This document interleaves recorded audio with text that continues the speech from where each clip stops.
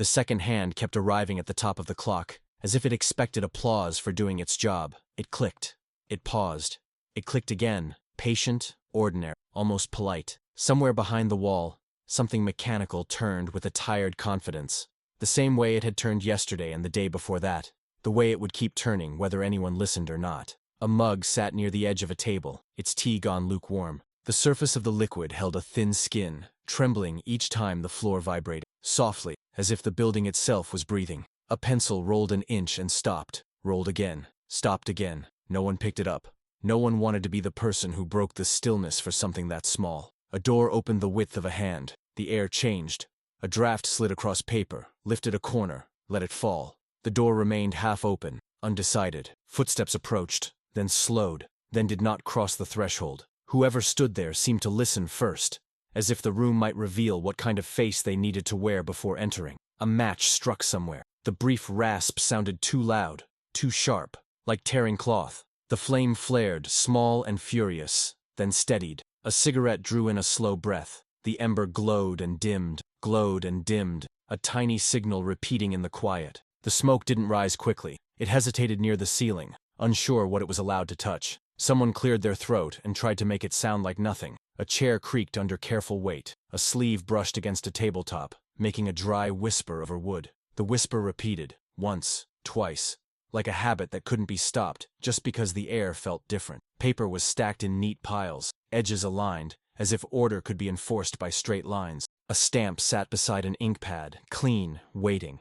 The pad was open, dark and moist, the kind of readiness that seemed harmless until it wasn't. A hand hovered over it, then withdrew. Not yet. Outside, if outside could be trusted, there were sounds that didn't belong to any single person. A low rumble that could have been distance, or weather, or machinery doing something it always did. There was a faint metallic clatter, then a pause long enough for the mind to fill it with worry, and then another clatter that made the first seem normal again. Someone's fingers tapped twice on the table, then again. Not a rhythm for comfort, but a test, checking if time still answered back. The air held the smell of damp fabric and old oil. It clung to everything, settled into collars, threaded itself into hair. It was the kind of smell that followed people home and made them stare at their hands at night, trying to remember when they last washed it away. A page was turned slowly, carefully, as if speed might invite consequences. The sound of it, paper sliding over paper, felt intimate, like a secret being moved from one place to another. A pen scratched a short line, stopped, hovered.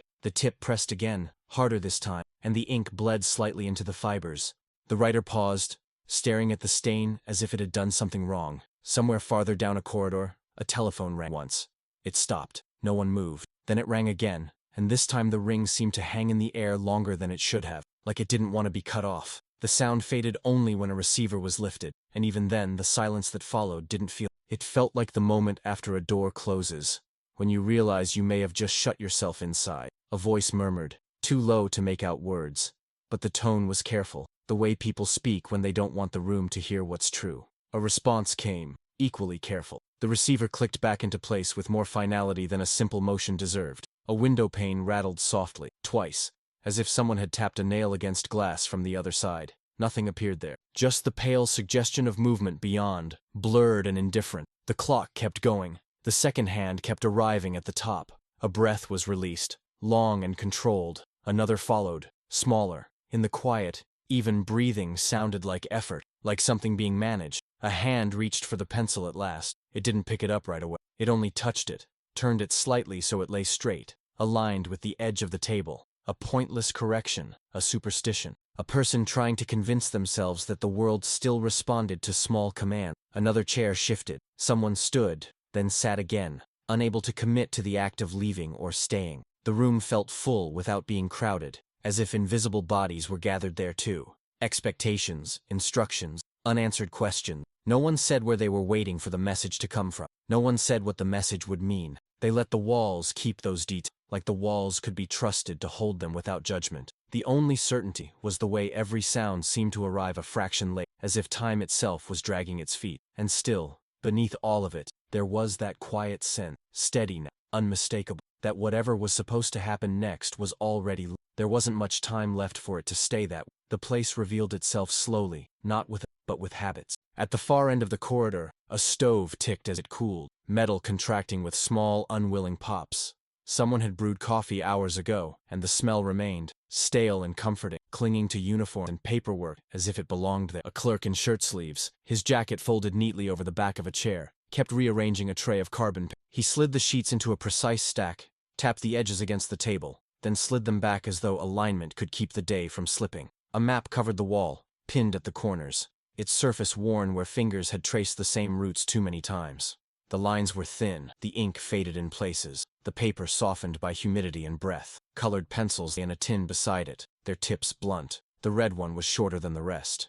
It had been used more. Men moved in and out of rooms without hurry, but with purpose that felt practiced rather than confident. They carried folders pressed to their ribs, held cigarettes low so ash wouldn't fall on documents, kept their voices under control. The building itself seemed to demand restraint. It was not a grand headquarters with polished floors. It was a working nerve, close to the front, but not close enough to admit it. The walls held old plaster and fresh wire. Everything had been added quickly, repaired quickly, repurposed quickly. Nothing here was built to last longer than the war required. In the radio room, the operators wore their headsets like burdens. The radios crackled in intervals that felt like breathing. Static, voice, static, silence. The men at the desks wrote down fragments on narrow strips of paper, then passed them along without looking. Their pencils moved fast, then stopped, fast, then stopped. Each pause was longer than it should have been, as if the air itself resisted the next word. The signals were not alarming in any obvious way. There were no shouted codes, no frantic footsteps. It was a morning that looked like the mornings before it, which was exactly what made it feel wrong. A sergeant crossed the hallway with a bundle of reports tied in twine. He nodded at a lieutenant he didn't know, and then kept walking, as if politeness was another duty to be completed before lunch. In a side room, someone laughed once. Short, surprising, then immediately smothered. The laughter didn't spread.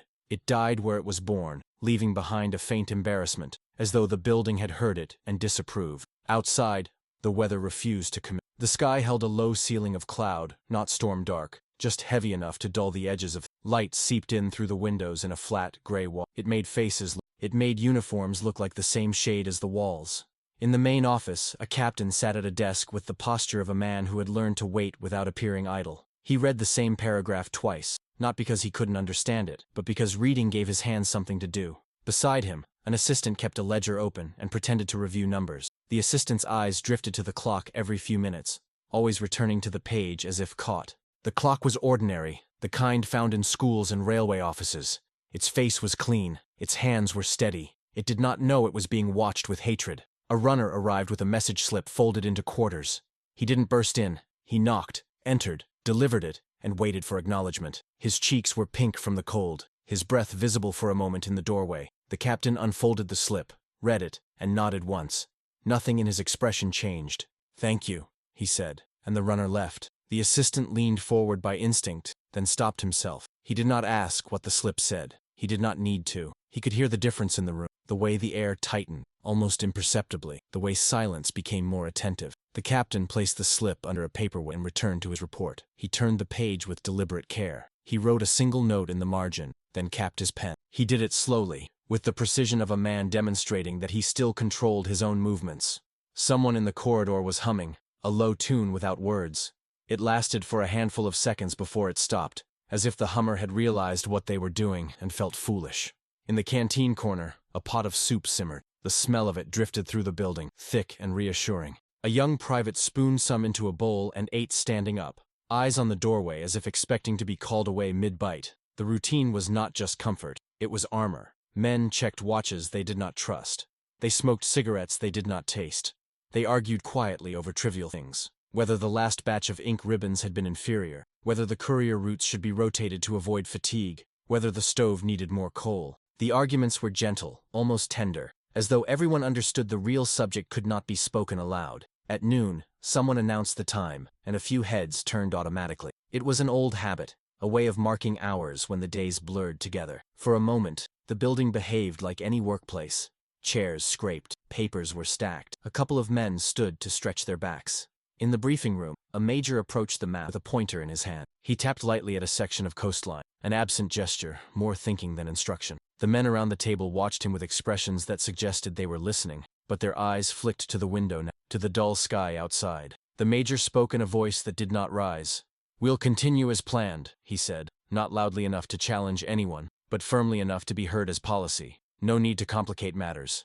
A lieutenant, young enough that his uniform still looked new, cleared his throat. He had the look of someone trying to decide whether he was brave or merely anxious. "Sir," he began, then hesitated. "The latest—" The major lifted a hand, not sharply, but with the quiet authority that ended conversations without making enemies. "We've seen it," he said. "We're not blind, but we don't make decisions based on shadows." No one contradicted him. No one nodded enthusiastically either. The room accepted the statement the way it accepted the weather. Not because it was true, but because arguing wouldn't change it. The pointer tapped the map again. Once.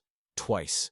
A small, repetitive sound, like the clock. In the radio room, the static thickened for a moment, then cleared. A voice came through, faint and distorted, forcing the operator to lean closer. He wrote quickly, tore off the strip, and handed it to the messenger behind him. The messenger didn't run. He walked fast, yes, but controlled. The building did not permit running unless there was fire. In one office, a woman typed a memorandum, her fingers steady on the keys. The typewriter clacked in a firm rhythm, striking ink onto paper with confident force. It was a sound that suggested productivity, order, a world that could be managed. She paused only to adjust the carriage, then continued, as if the act of producing a document was proof that the day remained normal. From outside came a distant sound, so low it might have been imagined. Not a blast, not a crash, just a long, heavy note of something large moving, iron on iron or engines far away. A few men stopped talking. A few did not. A few pretended not to notice. The sound faded, leaving behind an uncomfortable awareness of how much the world could do without announcing itself. The captain in the main office glanced at the clock again. He caught himself doing it, and frowned faintly, as if disappointed in his own weakness. He opened a drawer and took out a clean sheet of paper. He placed it on the desk. He aligned it with the edges. He set his pen above it. He did not write. Across the hallway, someone was polishing boots. The brush moved back and forth, the leather growing darker and more reflective with each pass. It was a pointless task.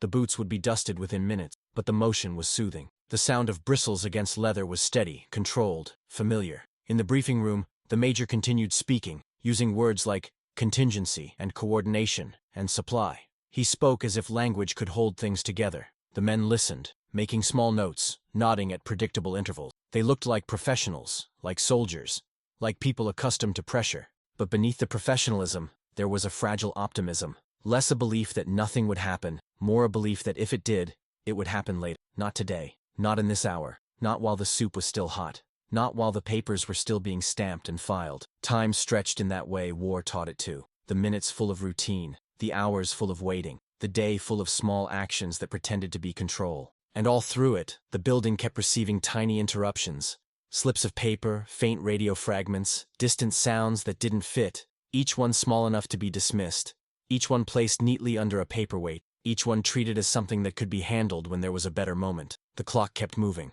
The second hand kept arriving at the top, and somewhere beyond the walls, something else was moving too, without waiting for permission. The first sign that something was wrong arrived disguised as inconvenience.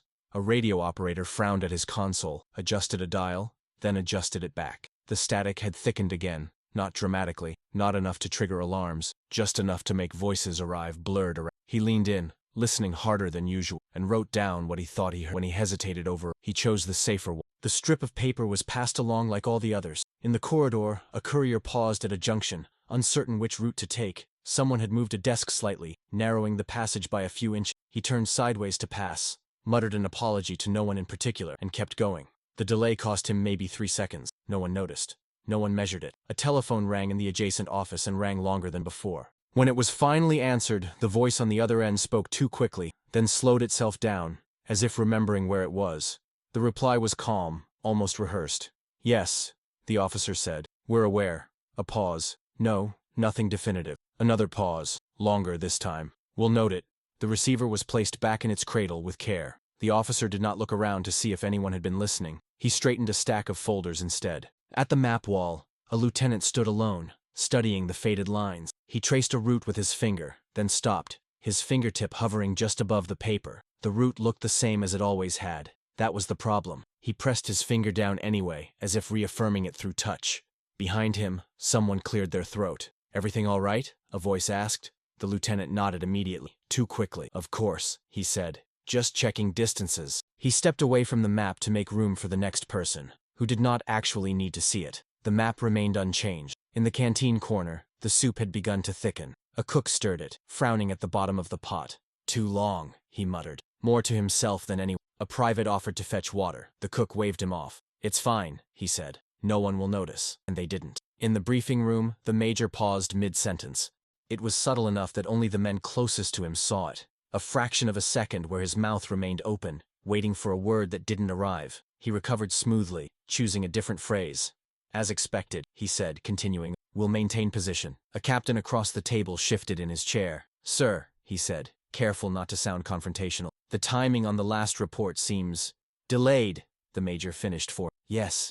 Communications have been inconsistent all morning." He said it like an observation, not a concern. "These things happen," he added. "Weather, terrain, we've accounted for it." The captain nodded, though he hadn't said what he was thinking. He made a note anyway, a vague line in his notebook that would mean nothing. Outside, the light changed. It was almost imperceptible, the way a cloud thickened or thinned without announcing itself. But the windows reflected it, turning slightly darker, then lighter again. Someone noticed and glanced up, then returned to their work. A clerk dropped a file. Papers scattered across the floor, sliding farther than expected. He crouched to gather them, cheeks warm with embarrassment. As he stacked them again, he realized one page was missing. He searched under desks, under chairs, along the wall. "Looking for this?" someone asked, holding up the page.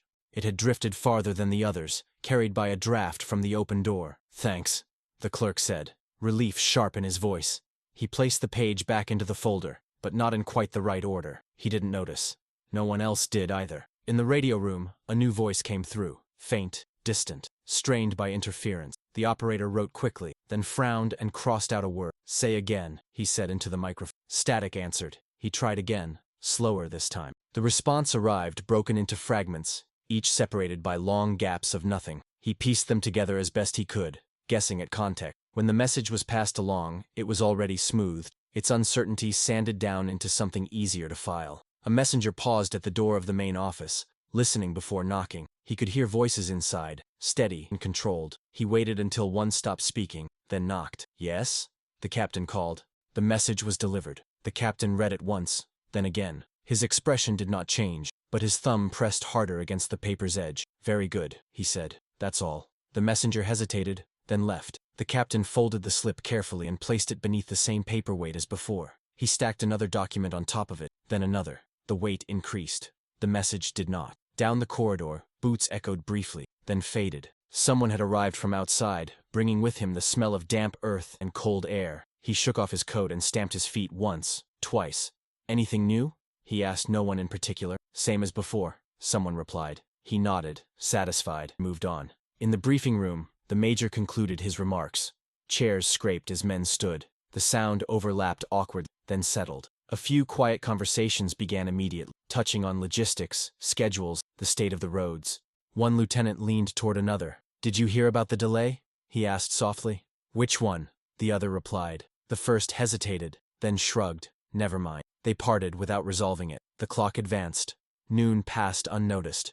The second hand continued its patient circuit. In the main office, the assistant finally spoke what he had been holding back. "Sir," he said, "if the next update confirms—" The captain raised his eyes. "It won't," he said, not sharply, not angrily, just with enough certainty to end the thought. The assistant nodded, chastened, and returned to his ledger. The numbers blurred slightly on the page. He blinked and refocused. From outside came that sound again, the low, distant movement, heavier now, longer. This time, more heads turned. A few men went to the windows. They did not see anything definitive, just the gray sky and the suggestion of activity beyond it. "Trains," someone said, hopeful. "Probably," someone else agreed. No one checked. In the radio room, an operator removed his headset for a moment and rubbed his temple. The static had left a faint ringing in his ears. When he put the headset back on, the ringing blended with the noise, making it harder to tell what belonged where. A message arrived incomplete. The final line cut off mid-sentence. The operator stared at it, then wrote, "End" at the bottom.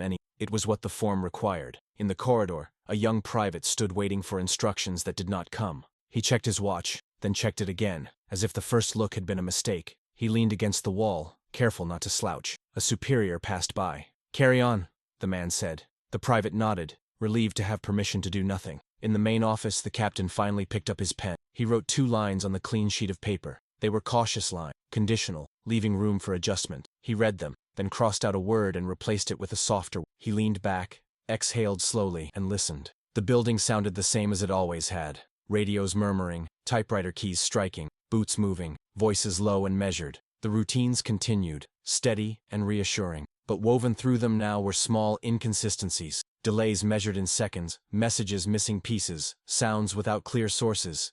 Each one minor, each one explainable. Together, they formed a pattern no one named. The clock reached the top of the hour again. The second hand paused, as it always did, before beginning another lap. And somewhere in the accumulation of ignored details, something waited, patient, unseen, gathering weight, while the people closest to it continued to believe there would be time to notice later. Time began to behave differently, without anyone announcing the change. It did not rush. It narrowed. The corridor outside the briefing room filled, then emptied, then filled again, as officers passed through in overlapping patterns that suggested urgency without admitting it. Orders were repeated more often, not because they were unclear, but because repetition felt like verification.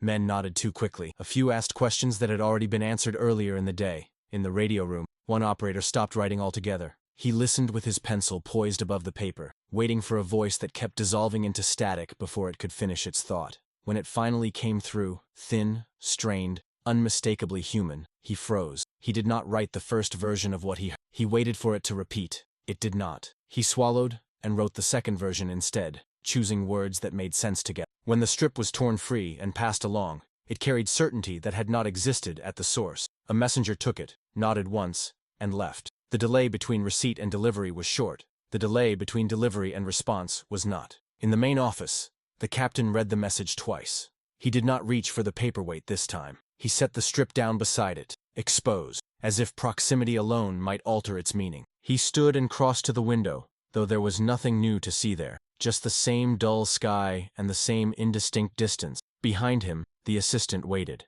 "We can still verify," the assistant said, keeping his voice level. "If we request confirmation now, we already have," the captain replied. But the last reply was inconclusive. The captain finished. "Yes." He turned back to the desk. "If we keep asking," he said, quieter now, "we lose time." The assistant hesitated. "And if we don't?" The captain did not answer immediately. He looked down at the message again, then at the clock. "If we don't," he said at last, "we proceed." The word hung between them, heavier than it should have been. In the briefing room the major was standing now, no longer seated at the table. He rested both hands on its surface, leaning forward slightly, as if addressing the map through the men assembled around it. "We are within the expected window," he said. "Everything aligns within acceptable margins." A lieutenant shifted his weight. "Sir," he said, choosing his words carefully, "those margins depend on the earlier timing holding." The major nodded, acknowledging the point without conceding it. "And they have," he said. "As of the last confirmed report." The word confirmed carried more authority than it deserved.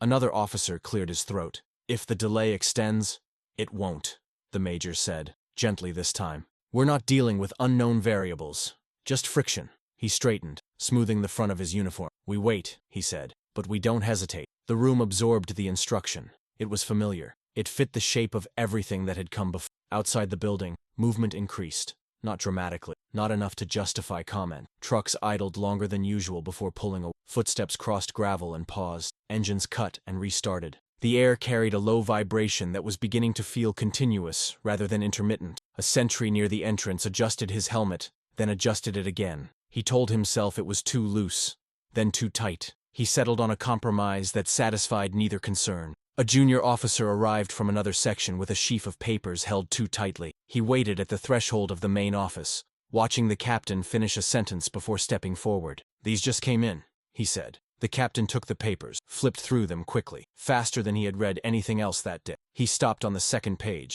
then the third. "Where's the rest?" he asked. "That's all they sent," the officer replied. "They said the remainder is—" He stopped himself. "Delayed," he finished. The captain closed the file. "Very well," he said. "That will be sufficient." The officer lingered. "Sir," he said, uncertain. "Should we—" "Stand by," the captain said. The officer nodded and left, though the instruction gave him nothing to do. In the radio room, another transmission began, then cut off abruptly. The operator struck the side of the console once with the heel of his hand, not hard, just enough to register frustration. The equipment responded with a brief clearing of static, then fell back into noise. He removed his headset and looked at the other operator. None of them met his eyes. He put it back on. In the canteen corner, the soup had been served and half-eaten. Bowls sat abandoned on surfaces that were not tables. Steam rose and dissipated, unremarked. A private who had been chewing stopped mid-bite, listening to something he could not quite place.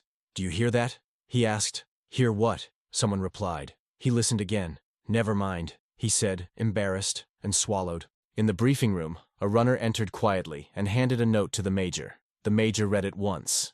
His jaw tightened, not visibly, but enough that those watching him sensed the shift. He folded the note and slipped it into his pocket. "We'll reconvene shortly," he said. "Remain available." No one asked why. Chairs scraped again. Men dispersed, gathering in small knots that dissolved almost as soon as they formed. Conversations began and ended without conclusions. Everyone seemed to be waiting for permission that no one wanted to give. The clock advanced. In the main office, the assistant stood, walked 2 steps toward the desk, then stopped himself. "If there's an adjustment," he said, "even a minor one, this is the moment to make it." The captain looked at him. "Adjustments introduce uncertainty," he said. "Uncertainty introduces delay, and delay might buy us clarity, or it might cost us position." They regarded each other in silence. The assistant looked down first.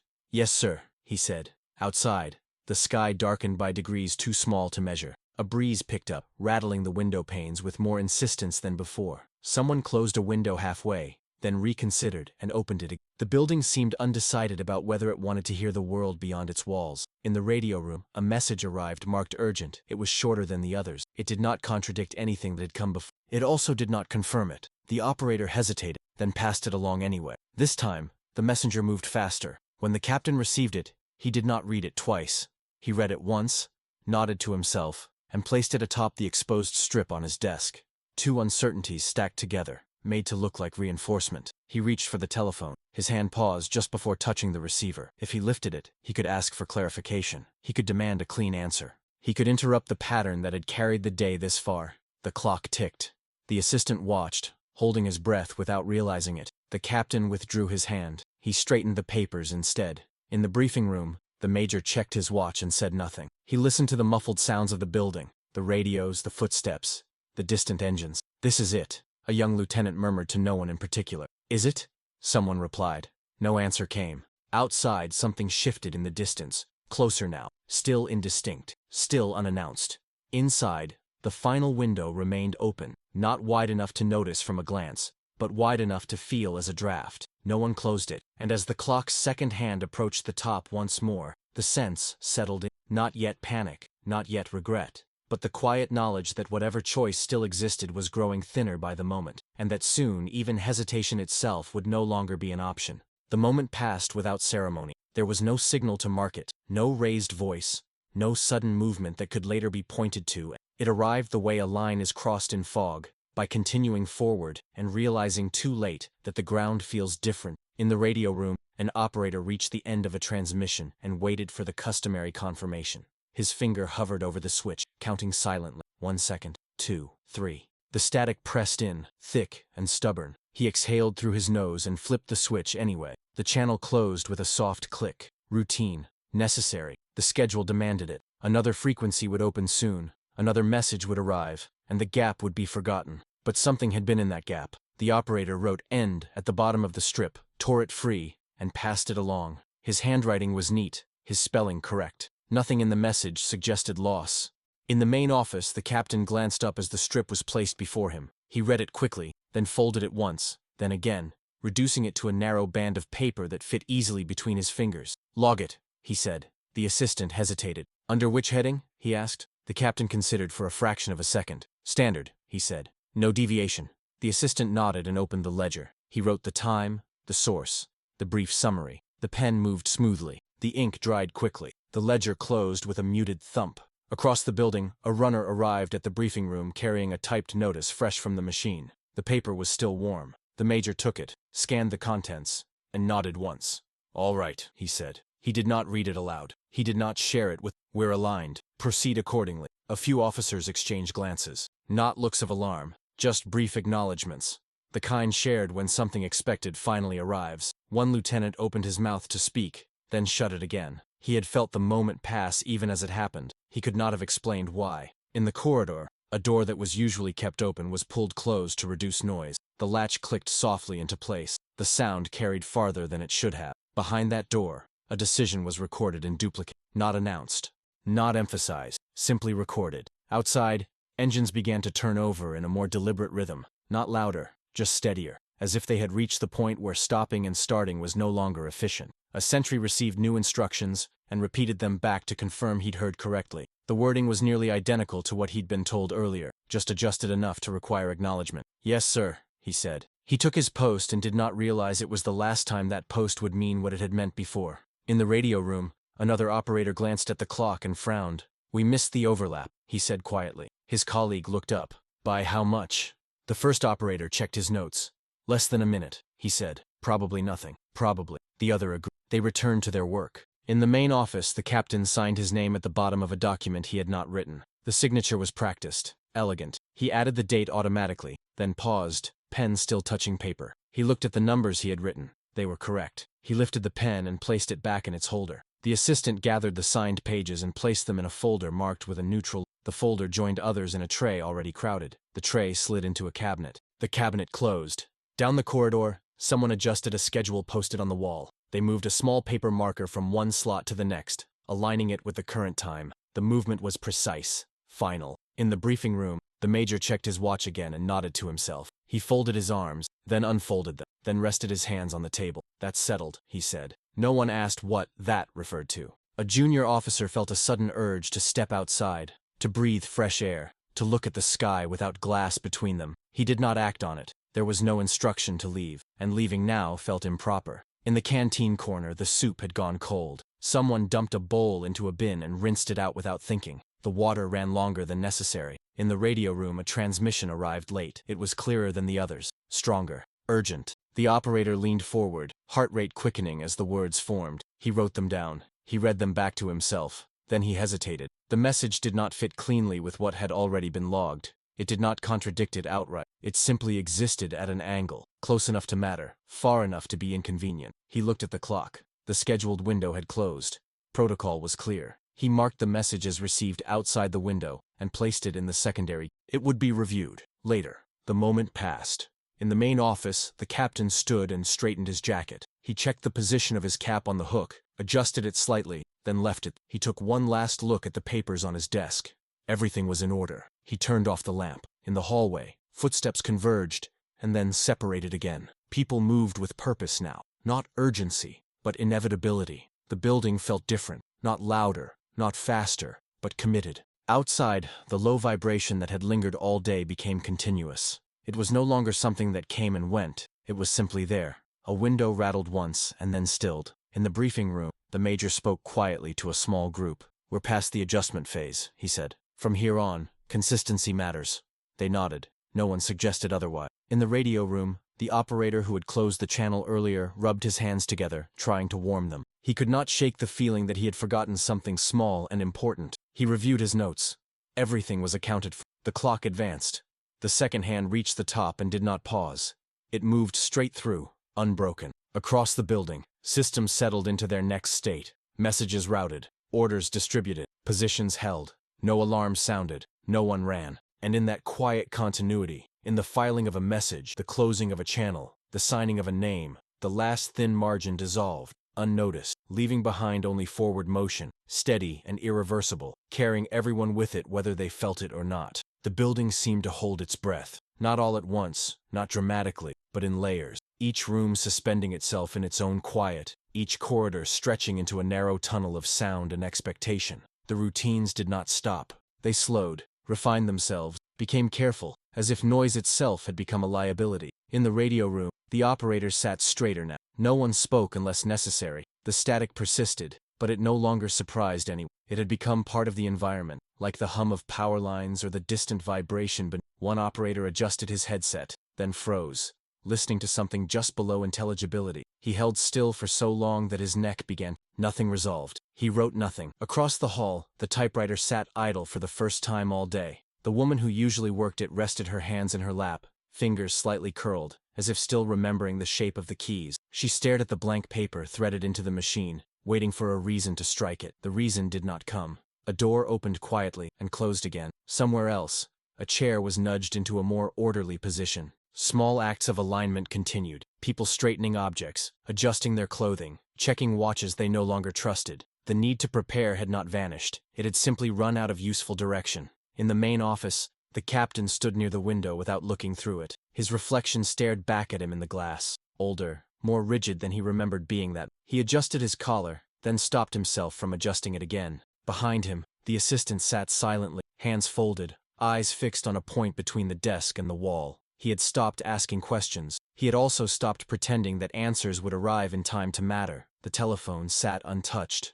No one lifted the receiver. In the briefing room, the major had taken a seat again. He did not speak. He listened to the building, the layered quiet, the absence of certain sounds. He noticed that no one was humming now. No one laughed. Even the incidental noises felt restrained, as if the walls themselves were enforcing discipline. He checked his watch. He did not announce the time. Outside, the sky had darkened to a flat, heavy gray. Not storm dark, just sealed. The kind of sky that made distances unreliable. Movement beyond the windows was no longer intermittent. It was constant, though still indistinct. Shapes passing, engines turning, momentum without detail. A sentry shifted his weight from one foot to the other and then stopped, choosing stillness. He stared ahead, eyes focused, breathing slow. He did not know what he was waiting for. He only knew it was closer now. In the radio room, a final transmission began to form, clearer than the others, strong enough to raise hope for. The operator leaned in, heart tightening as the first words emerged. Then the signal faltered. The words broke apart, dissolved, and vanished into static.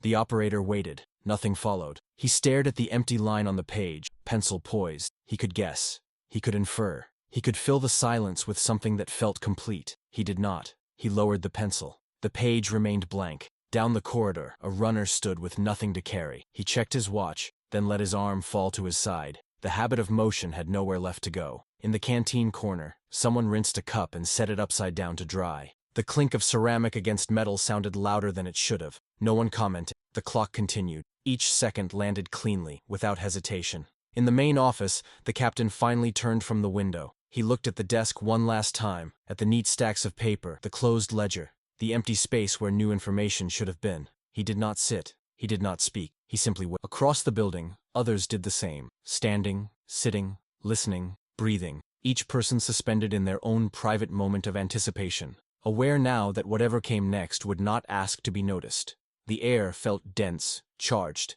as if sound itself were about to fracture. Even the static seemed to thin, pulling back, making room. Outside, the vibration deepened. Inside, everything stilled. No messages arrived, no orders followed, no corrections were made. Time narrowed to the space between 1 second and the next, and just before that space could collapse, just before motion could no longer be delayed, the world held, perfectly silent, on the edge of what was about to begin.